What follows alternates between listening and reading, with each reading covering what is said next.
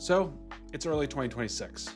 But I want to think back to just a year ago in early 2025. If you were at work then and someone brought up AI coding, the senior engineer across the room might have just rolled their eyes and said, "That's just slop, it's fancy autocomplete, and I don't need it." But if you fast forward to now, a lot of those same engineers are shipping production code that they've never even read, and they're bragging about it. And that's a quick shift, and it's something I've been looking at ever since I joined Claude Code back in March of 2025. Back then, I was looking at Hacker News, right? And a lot of AI articles are just reliably downvoted there. They're just, well, this is just hype. And there was a lot of too much hype. There were people saying, oh, software engineers are going to go away in 6 months. But now, if you look at Hacker News, a third of the stories or more have some sort of AI angle to them. And so what changed there? Well, there's a quote here that made me think pretty deeply. It's from Peter Steinberger, who created PS PDF Kit and dozens of other open source projects. He said, "I don't read much code anymore. I watch the stream and sometimes I look at key parts, but I've got to be honest, most of the code I don't read."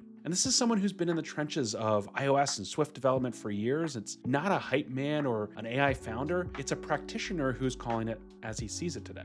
But here's the thing people get wrong, I think. It's not outsourcing the thinking to AI. It's outsourcing the key, frustrating, key-hitting, Googling, figuring out part. Armin Ronacher, who created Flask, put it perfectly. He said, "The puzzle's still there. What's gone is all of the labor." That's the debugging, the IAM permission errors, the minimal reproduction use cases that trying to find the problem. That was never the interesting part anyway. Now, the question I hear most after that is the code any good? And honestly, it really depends on the driver today.